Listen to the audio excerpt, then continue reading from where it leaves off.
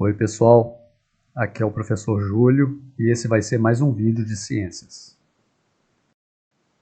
Nesse vídeo eu vou falar um pouquinho sobre o conceito de imunidade de rebanho. Nós vimos num vídeo anterior o que é uma vacina, a importância da vacinação e o perigo de não participar de campanhas de vacinação, que é uma ideia defendida pelos movimentos anti-vacina. É muito importante a gente entender a importância da vacinação. A vacina, relembrando então um pouco, é um composto que ao ser administrado, ele vai dar origem a uma resposta do nosso sistema imunológico contra determinado micro-organismo. E isso vai criar uma proteção ou uma imunidade contra a doença causada por aquele micro-organismo. Então a vacinação ela tem uma função preventiva, evitando ou atenuando os sintomas de uma determinada doença, mesmo que ela venha a ocorrer. Não existem mais dúvidas que os programas de vacinação permitiram controlar ao longo de anos, no mundo inteiro, várias doenças que anteriormente acometiam milhares ou centenas de milhares de pessoas e muitas delas inclusive mortais.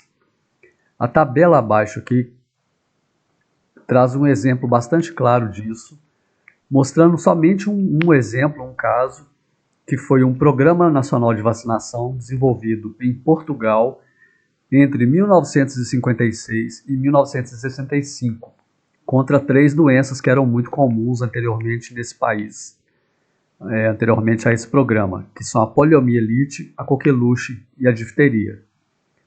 Se a gente observar os dados da tabela, fica muito claro a mudança que houve após esse programa de vacinação.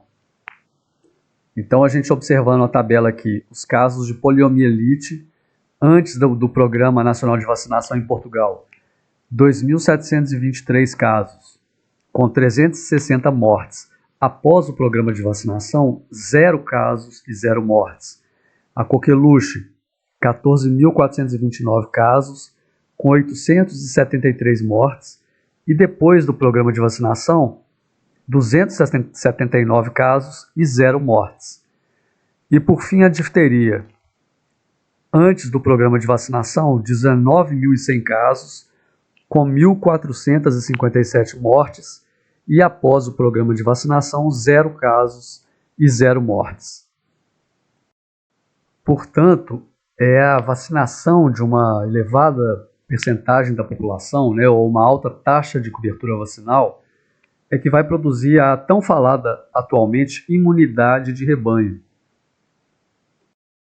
Esse termo, imunidade de rebanho, significa o momento em que a cadeia de transmissão de uma doença dentro de uma população é interrompida por se ter atingido um grande percentual de indivíduos já imunizados contra o agente infeccioso. Essa imunidade ela pode ser adquirida por indivíduos que se recuperaram espontaneamente da doença ou com algum tipo de tratamento, mas se recuperaram e adquiriram imunidade, ou então indivíduos que foram vacinados contra o agente causador e também adquiriram imunidade. Portanto, a imunidade de rebanho é uma proteção extra ao impedir que micro-organismos circulem entre as pessoas por estarem vacinadas. E além disso, essa imunidade de rebanho também permite proteger alguns grupos de pessoas que não podem ser vacinados, por exemplo, grávidas, crianças até uma certa idade e assim por diante. Portanto, aplicar a imunidade de rebanho numa população não é simplesmente de forma nenhuma deixar uma doença circular livremente, sem vacinação, para que as pessoas se tornem imunes naturalmente. O uso desse conceito, então, de forma errada, ou seja, entender a imunidade de rebanho como deixar a doença circular livremente e não se adquirir a imunidade da população com o uso da vacinação, pode causar um grave problema de saúde pública, como aconteceu, por exemplo, na cidade de Manaus, em nosso país, no início desse ano, 2021, onde em somente 3 meses do ano, janeiro, fevereiro e março, houveram mais mortes do que em todo o ano de 2020. Portanto, cada indivíduo que deixa de se vacinar, ele está correndo o risco de adoecer e também está aumentando o risco de transmitir a doença na comunidade onde ele vive.